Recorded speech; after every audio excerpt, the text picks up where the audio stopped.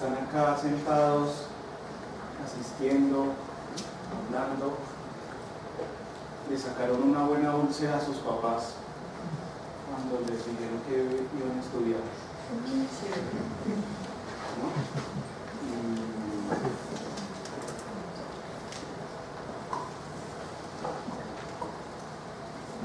Que iba a trabajar, de que iba a vivir, porque no estudia administración, con esa plata y si se pone a buscar dinosaurios.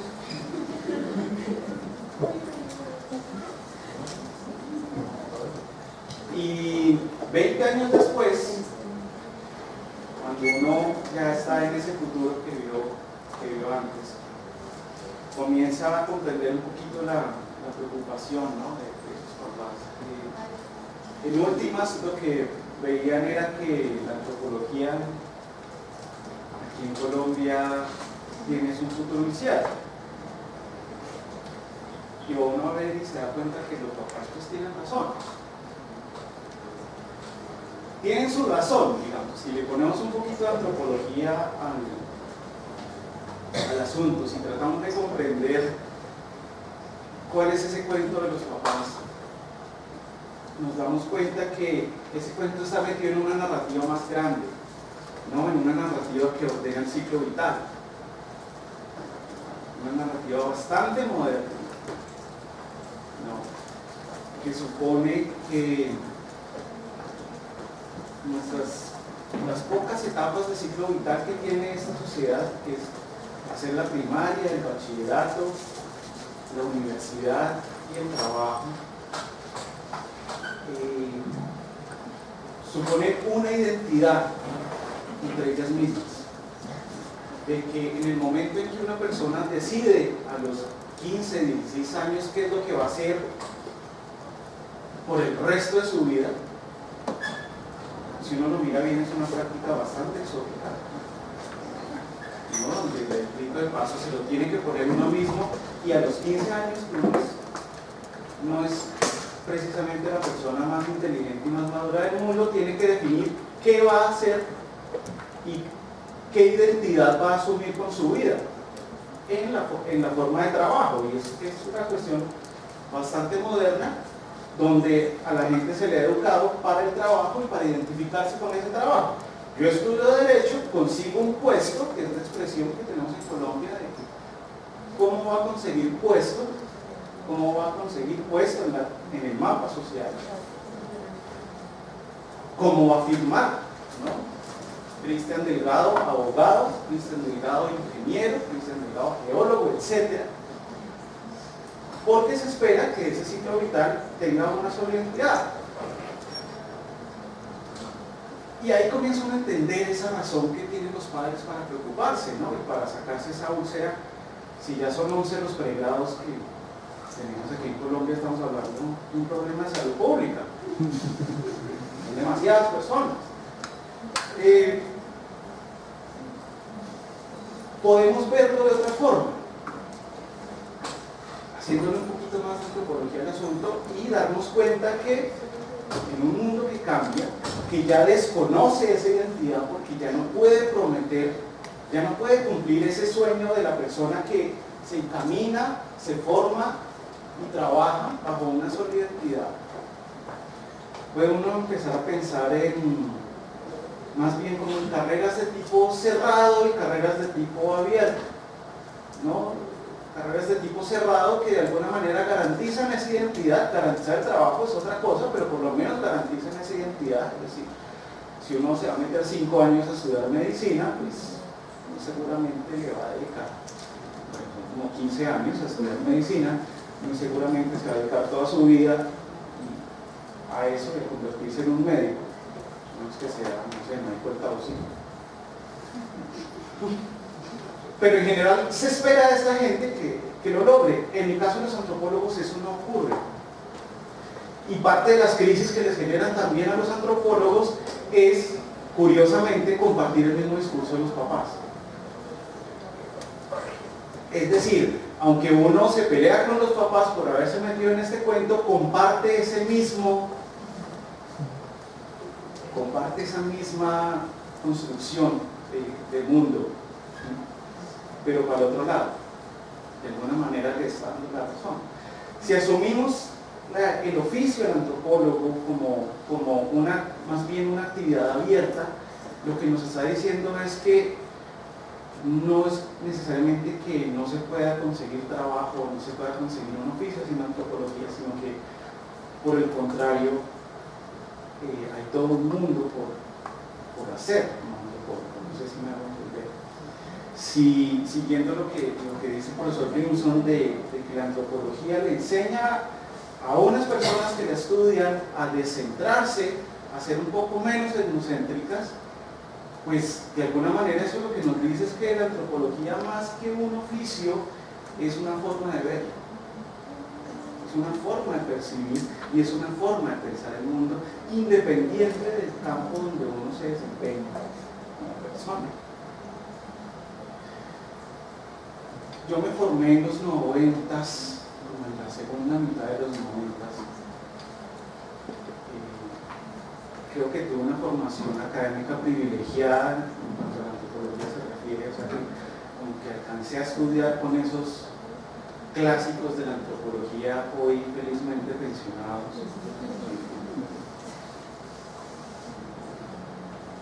Que me enseñaron unas muy buenas bases del trabajo antropológico, de hacer antropológico, de entender todas estas cuestiones del relativismo cultural y de la diferencia. Y me enganché con una rama de la antropología que se conoce como antropología visual, que es a veces difícil de definir, muy debatida, se enseña aquí muy bien, pero que más o menos trata de dos cosas que se entrelazan y no se contradicen, y es la antropología de la imagen, o sea, la imagen como producto cultural, pero también la apuesta por usar las imágenes para construir conocimiento antropológico. Y esa segunda a mí me enganchó completamente y me generó una obsesión por aprender el oficio de construir imágenes, pero también por indagar, reflexionar, experimentar por cómo hacer que esas imágenes construyan formas de conocimiento, en mi caso pues de conocimiento antropológico.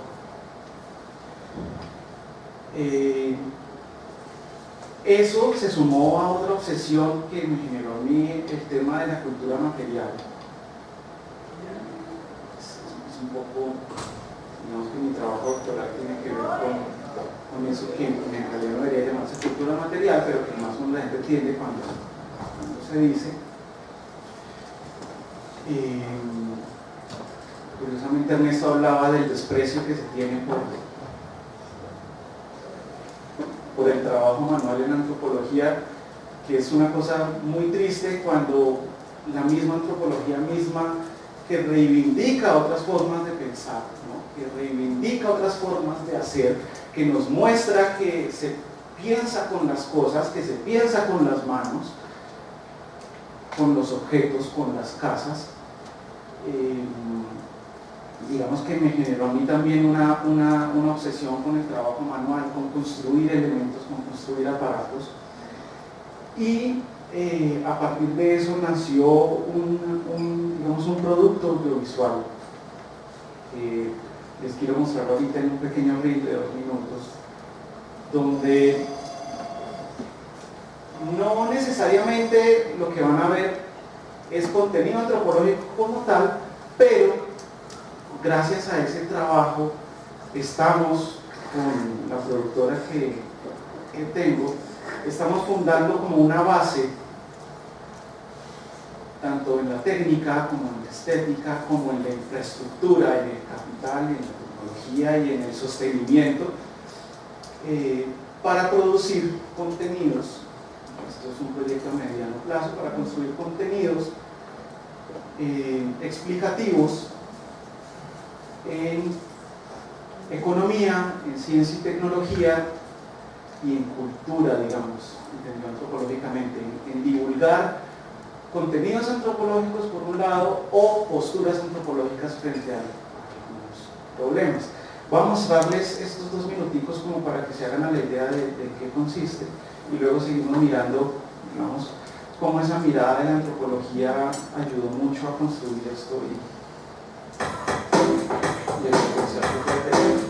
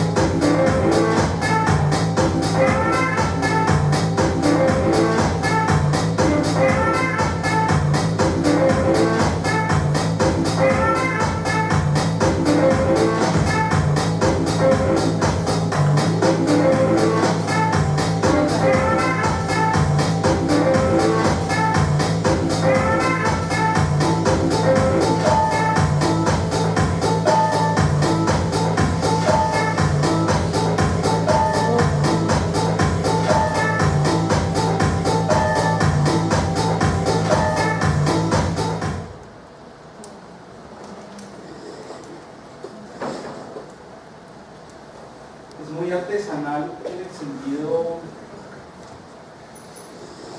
positivo de la palabra, ¿no? Mucha gente confunde artesanal con chambón, pero me refiero a artesanal con que se hace con las manos, que implica una visión de mundo y unas formas de relacionarse con las cosas, y que se contrapone también a la producción en serie o industrial. Y que de alguna manera ese carácter manual artesanal, ya si nos ponemos un poco epistemológicos, también contribuye a adquirir esos conocimientos, como a enlazarse por acá con los contenidos, como a complementar los elementos del audio que son mucho más analíticos. Pues hay todo un mundo de las imágenes que juegan más con la síntesis, con la interpretación, y esto partió de encontrar 2 iniciativas. Por un lado, la iniciativa mía de tratar de buscar cómo usar esas imágenes para divulgar o para construir conocimientos de forma compleja, y de otra persona que sentía que tenía que explicarle todo a todo el mundo.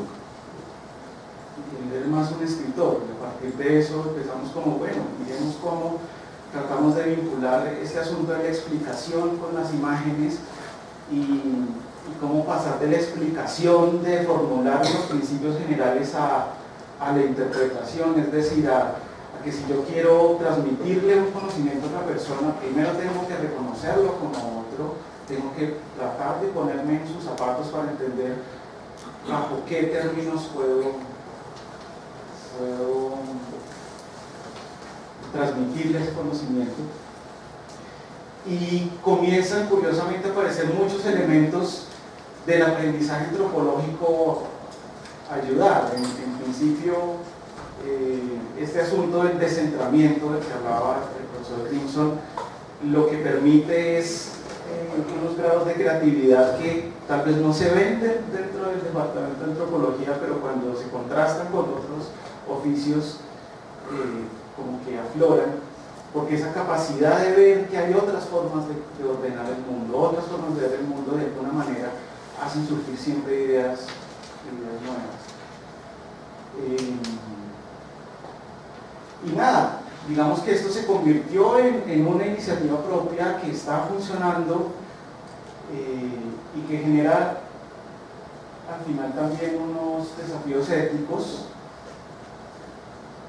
que es con lo que quisiera cerrar la charla, y es qué pasa cuando se logra construir una plataforma de comunicación muy efectiva, tan efectiva que comienza a llamar mucha gente a pedir ese tipo de mensajes desde el sector empresarial, desde el sector político. Lo único que no ha llamado es el ICAE.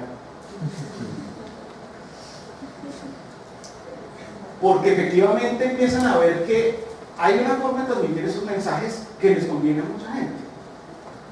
La postura ética resulta de decidir con quién va a trabajar uno y de qué forma. Es decir, lo empiezan a llamar uno políticos, banqueros, petroleros, empresarios, organizaciones del Estado, organizaciones, ONGs chiquitas, grandes, medianas, y el criterio que terminamos usando para definir eso es: nosotros no vendemos, nosotros explicamos. Digamos que explicamos e interpretamos. Y si usted está dispuesto a asumir un discurso en el que de verdad nos metamos en el cuento de comprender, de interpretar y de explicar, pues podemos trabajar. Y eso nos cuesta 9 de cada 10 personas que quieren trabajar con nosotros. Porque muchos dicen, ok, si tengo que de verdad contar cuál es mi intención oculta para esto, pues creo que mejor consigo una agencia de publicidad, que son los que se encargan de vender, ¿no? Una forma de decir que algo vale más de lo que vale, o que siempre hay una agenda oculta.